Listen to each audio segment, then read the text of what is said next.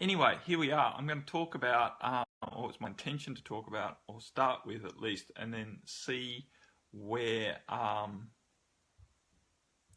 see where we get to with relationships. It's a big, big topic. So we'll see what subsection of this conversation comes out. I'm talking about relationship, not about specifically narrowing myself down to romantic relationship or spouse relationship or sexual relationship, not narrowing it down to that. But no doubt we'll talk about some of that as well. I have talked about those subjects before. No doubt I will talk about them again. So the start of this was all around an email I received from one of you guys, doesn't really matter whom, around, can you talk about more about relationships? And here's the question that I specifically got, because this is what we're specifically going to answer, and then I'm going to tune in to all of these other questions on this thread here when I advertised this yesterday. So,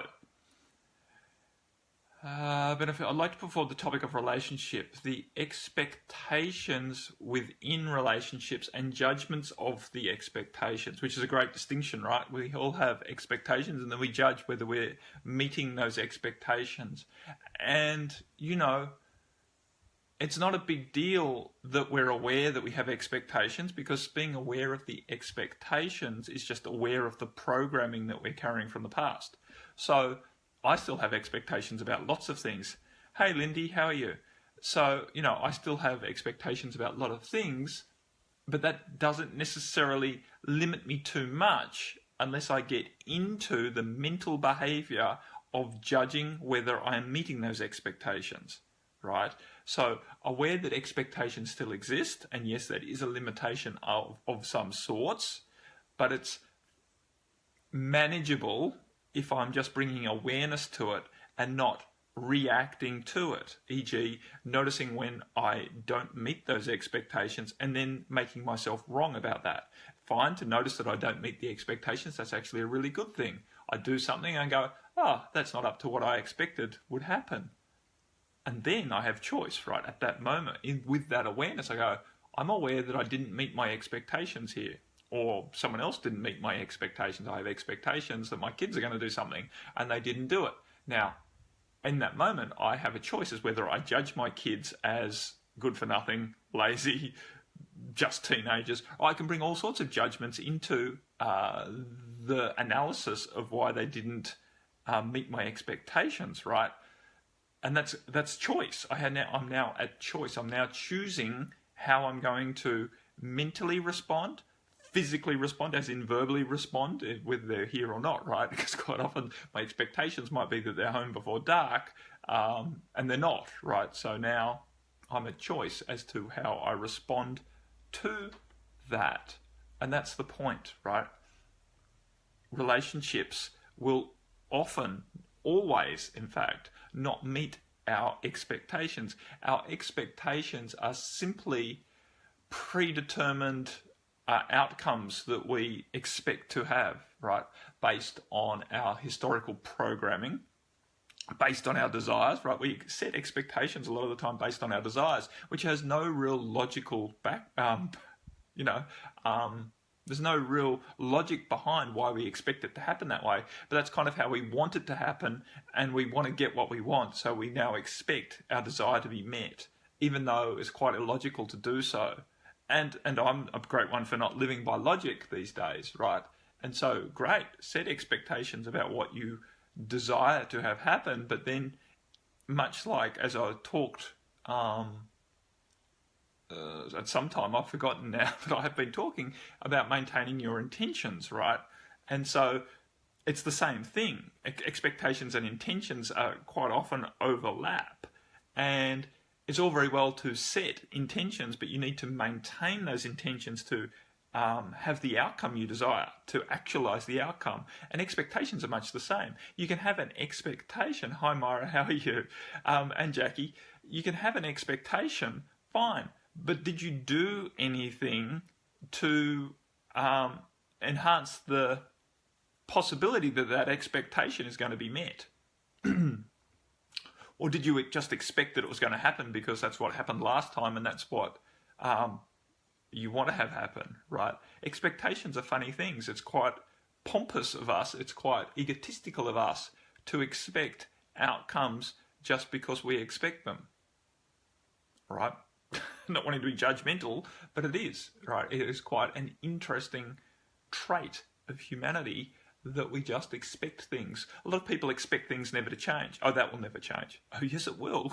I can guarantee you it will. The very nature of the universe is constant change. So when people hold these expectations, they're just basically setting themselves up for disappointment, aren't they? Right? If they expect things never to change. I know, especially older people, they go back somewhere and they're really disappointed that things have changed. Oh, there was such a great old building on the corner and someone's knocked it down and built something new. Well, of course they have. Yeah, I can understand the nostalgia, but the dashing of their expectations that things would never change is kind of like, well, you just set yourself up there, my friend. You just set yourself up there for a big disappointment.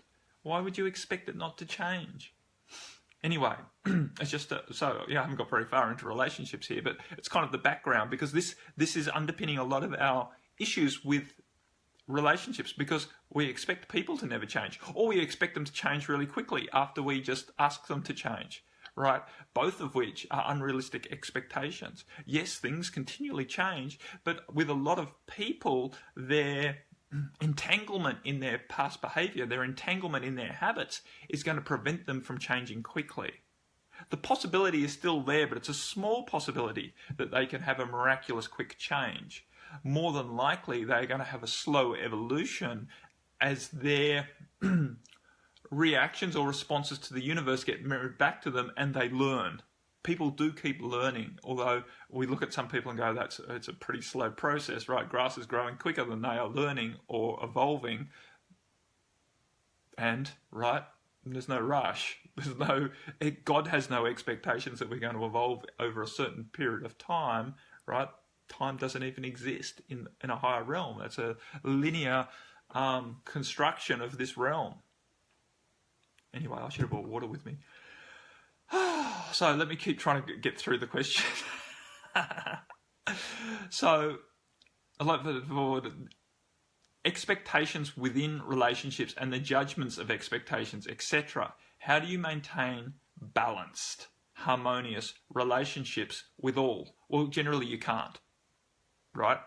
There's a saying that you can't please everyone, and it's pretty true, because everyone has such diverse expectations in today's energy, right? The people around us all have different expectations of us. Much of them are conflictual, right? Much of them are conflictual. Your parents are expecting you to turn up in a certain way. Your spouse is expecting you to turn up in a certain way. Your children are expecting you to turn up in a certain way. Your boss is expecting you to turn up in a certain way. Your friends are expecting you to turn up in a certain way. And much of all of that is contradictory, conflictual, right? They're not all holding the same image in their mind of how they expect you to be. They're all holding snapshots of you from different time periods, right? Old friends from school are expecting you to be the same way as you were when you were at school, to a certain extent, right? Some of us have evolved with that, but some of us haven't. Your parents still have expectations of you based on basically their dreams for you, their hopes for you, their desires for you. Of course, influenced by experiences they've had along the way.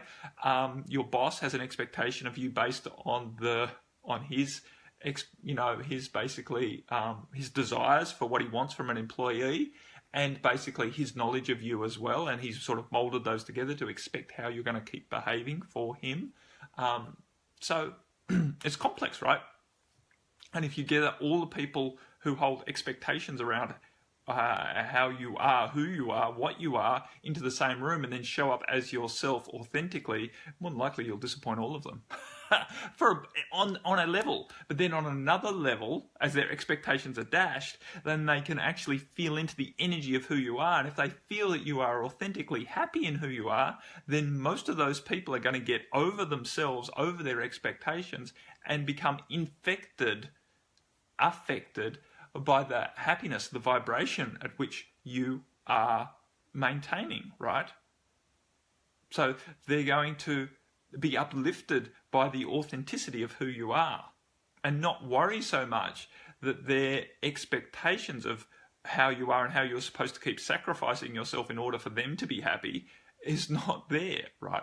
Because trust me, people will get over that when they feel, it might take a while, but when they actually get into the vibrationary invitation that you are offering them.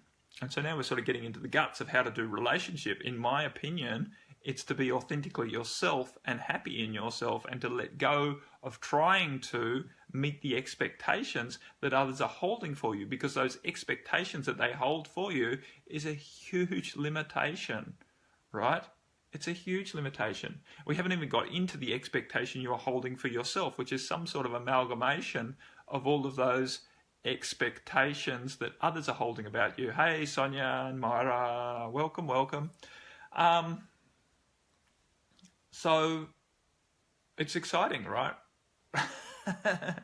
Dancing with relationships is really exciting because it is the frontier. I still haven't finished reading the question, and I'm going to. It is the frontier of happiness, because basically everything is relationship. You have a relationship to everything.